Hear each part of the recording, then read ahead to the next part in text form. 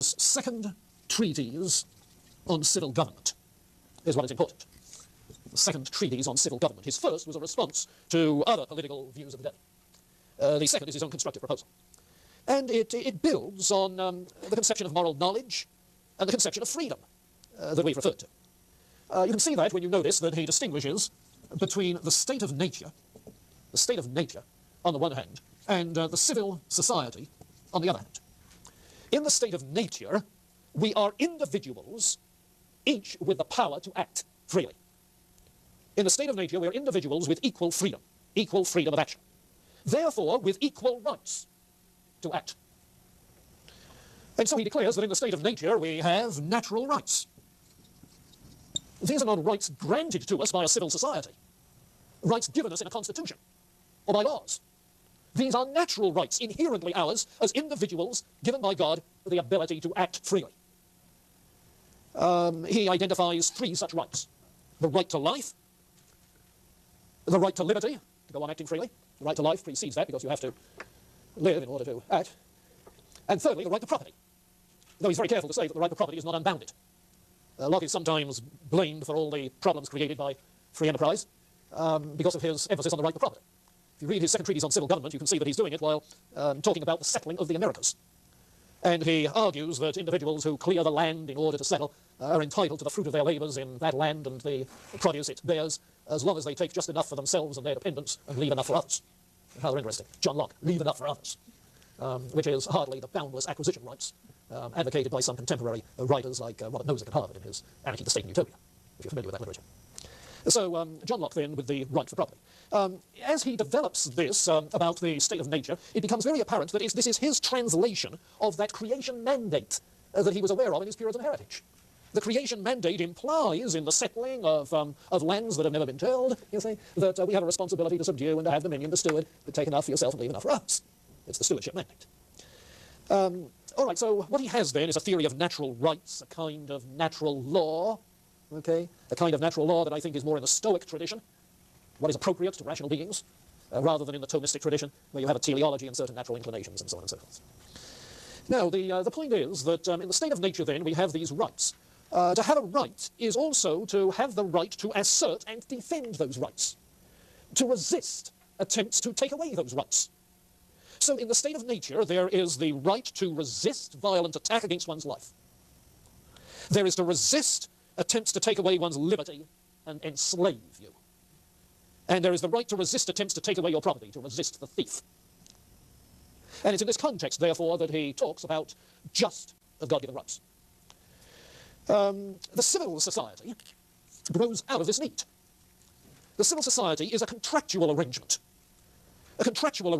in which our lives together are brought under the rule of reason in order to preserve and to enhance our natural rights, in order to provide for justice, in order to ensure that people's needs are met so that they can exercise their rights properly.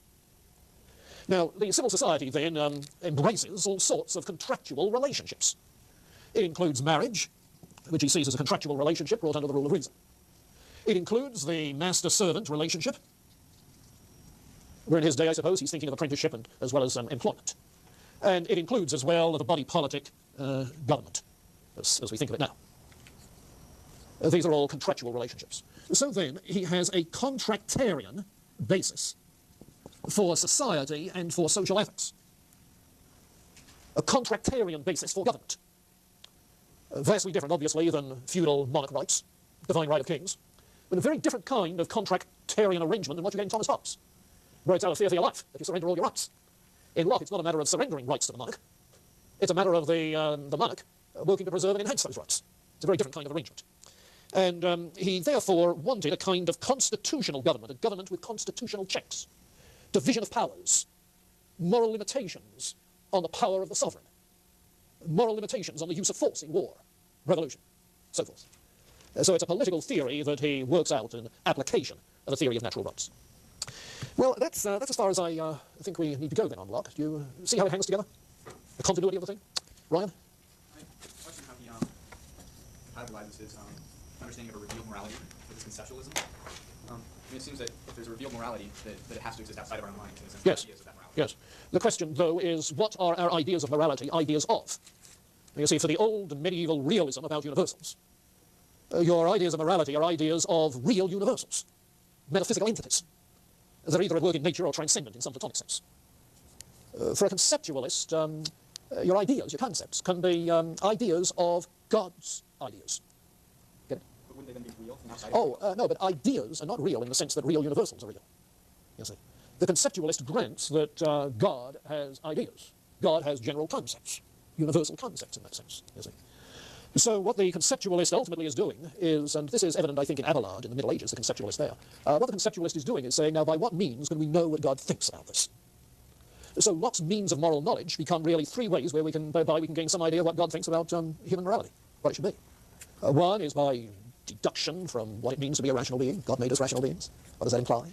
Another is from experience in the course of life. God made life to function this way. What do we learn in the course of life? You see? Sort of a common moral law that becomes evident. And then the third is revelation. These are three ways in which we can get some idea of what God thinks. He's very plain that the empirical way, learning from experience, gives only some degree of probability. The surest of the three is revelation. So I don't think there's any incompatibility between a conceptualist and one who says we can know what God thinks. What a conceptualist is denying is that there are independently real forms, universals in the Greek sense. So, like, what about Augustine in that sense? I mean, Yeah. didn't you say that he thought that they were ideas in the mind of God? Yeah, but there are also real principles at work in nature, the rationes seminales. You see, the rationes aeternae, the eternal forms in the mind of God, are God's preconceptions. But the rationes in nature are forms. You see. Yeah, so Augustine's a realist. Aquinas likewise for the same reason. David? I was afraid to ask this about Aquinas. When I was reading Locke, I don't know why, but Aquinas kept popping into my head. Yes. I was Yeah. wondering, are they totally different or similar? Well, you see, I just said that Aquinas is a realist. Yeah, a moderate kind of realist about universals. Because he thinks there are universal principles of a real sort, you see, involved in being an individual, being a human, being biologically an animal, being a physical being at all. Real principles at work. Not just matter with processes that go on. But there's an inherent, intrinsic metaphysical principle that makes it that way. You see. Now, Locke doesn't talk that way. When Locke talks of natural rights and natural law, he's talking of what is logically implicit in the general characteristic, the essence of being human, and the essence is just a concept, remember. The essence of being human, which is that we are rational beings. Yeah. You follow? Didn't Aquinas also say sort of like we could, sort of, by looking at nature, we could Yes. Yeah, but you see, Aquinas, as an Aristotelian, looks at nature differently than Locke, who is not an Aristotelian. When Aquinas looks at nature, Aristotelian epistemology, he is trying to abstract, you see, from that cumulative experience of a species, the nature of the real essence that's at work there, of the real form that's at work. Now, Locke talks of abstract ideas. But notice that what he says we're doing is abstracting from all the simple ideas we have, you see, what they have in common. It's more like a general idea. You see, an abstract general idea. The form is not a generalization, you see. It's not simply a commonality. It's a real entity. And what Locke is after is simply commonalities. Yeah, so there's a subtle difference there. But, as you remember, the difference between Thomas Aquinas and conceptualism is not that great. Remember the ambiguity in Stumpf as he tries to make that distinction.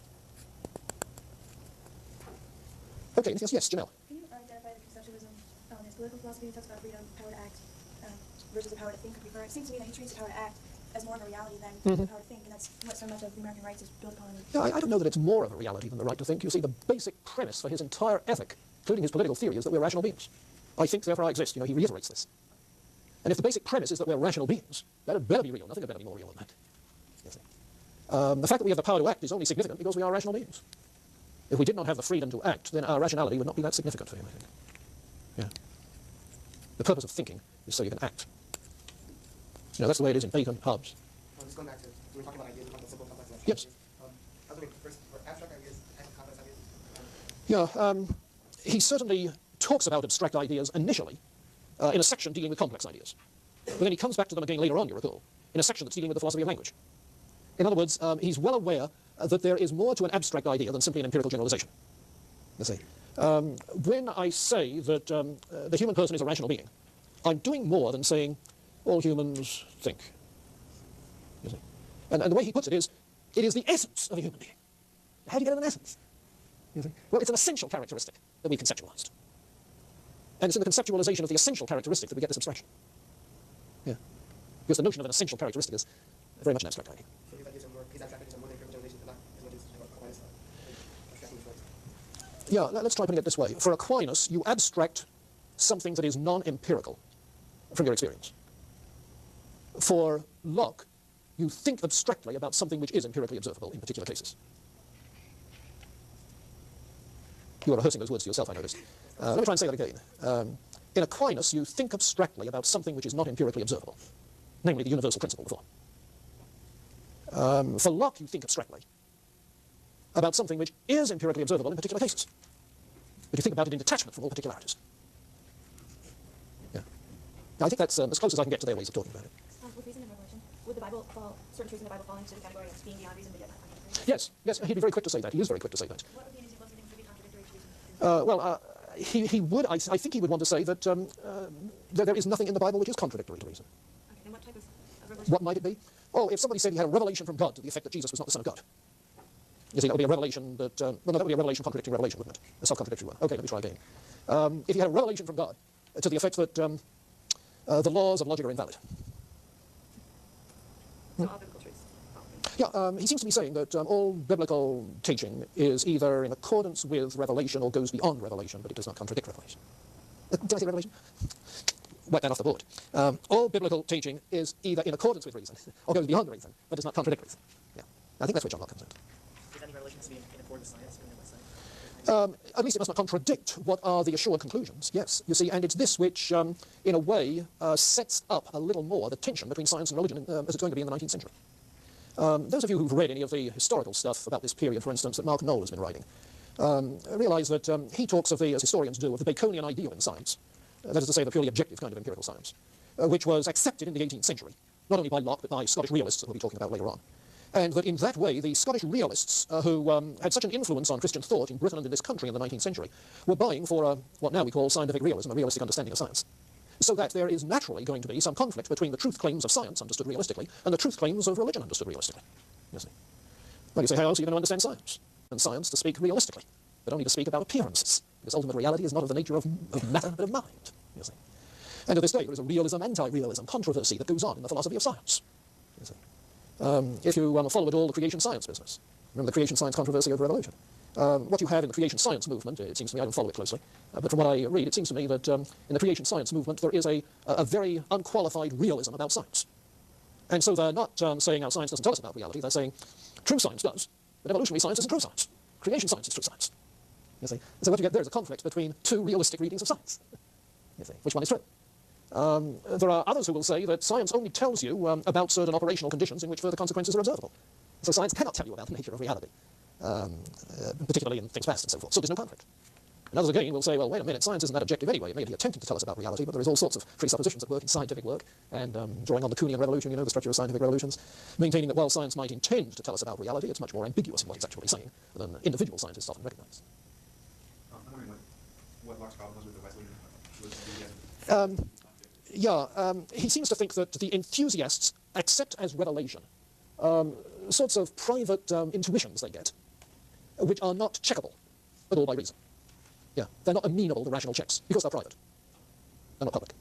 I was reading yesterday an essay that Dr. Sarah Miles has in the latest issue of Perspectives, which is the Journal of the American Scientific Affiliation.